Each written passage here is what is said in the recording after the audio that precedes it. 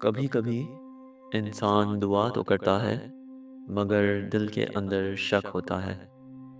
زبان کہتی ہے یا اللہ قبول کر لے، دل کہتا ہے پتہ نہیں ملے گا یا نہیں۔ حضرت علی رضی اللہ تعالیٰ عنہ فرماتے ہیں اللہ سے اس طرح مانگو جیسے یقین ہو کہ وہ ضرور دے گا۔ یہی اصل دعا ہے۔ اللہ سے مانگنے کا پہلا طریقہ یقین کے ساتھ مانگنا ہے۔ جب دعا کرو تو یہ نہ سوچو کہ ملے گا یا نہیں، بلکہ یہ سوچو کہ میرا رب سن رہا ہے، کیونکہ جو رب ماں سے زیادہ قریب ہو وہ بندے کی فریاد کیسے نہ سنے۔ دوسرا طریقہ ہے عاجزی کے ساتھ مانگنا۔ حضرت علی رضی اللہ تعالیٰ عنہ فرمایا کرتے تھے کہ اللہ کو وہ دعا پسند ہے جو ٹوٹے دل سے نکلے۔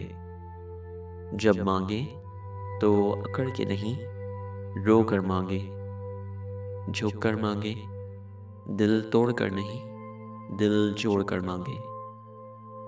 تیسرا طریقہ ہے حلال زندگی کے ساتھ مانگنا۔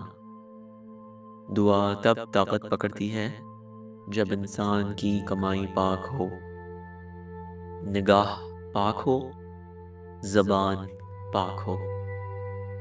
حضرت علی رضی اللہ تعالیٰ عنہ کا مفہوم ہے ناپاک دل سے نکلنے والی دعا آسمان تک نہیں پہنچتی۔ چوتھا طریقہ ہے صبر کے ساتھ انتظار کرنا۔ کبھی دعا فوراً قبول ہو جاتی ہے، کبھی دیر سے، کبھی کسی بہتر شکل میں، لیکن رد نہیں ہوتی۔ حضرت علی رضی اللہ تعالیٰ عنہ فرماتے ہیں دعا ضائع نہیں ہوتی، یا دنیا میں ملتی ہے یا آخرت میں۔ پانچواں طریقہ ہے شکر کے ساتھ مانگنا۔ پہلے شکر ادا کریں پھر مانگیں۔ یا اللہ تو نے بہت دیا، اب یہ بھی قبول کر لے۔ شکر دعا کو خوبصورت بنا دیتا ہے۔ اللہ سے مانگنے کا سب سے بڑا راز یہ ہے کہ آپ کی دعا میں یہ 5 چیزیں شامل ہوں: یقین، عاجزی، پاکیزگی، صبر اور شکر۔ جس دن یہ تمام چیزیں دعا میں آ گئیں، اس دن آپ کی دعا خالی نہیں جائے گی۔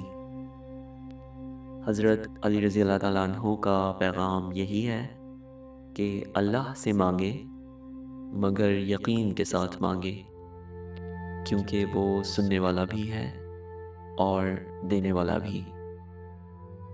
اللہ ہمیں سچی دعا کرنے والا انسان بنائے۔ آمین۔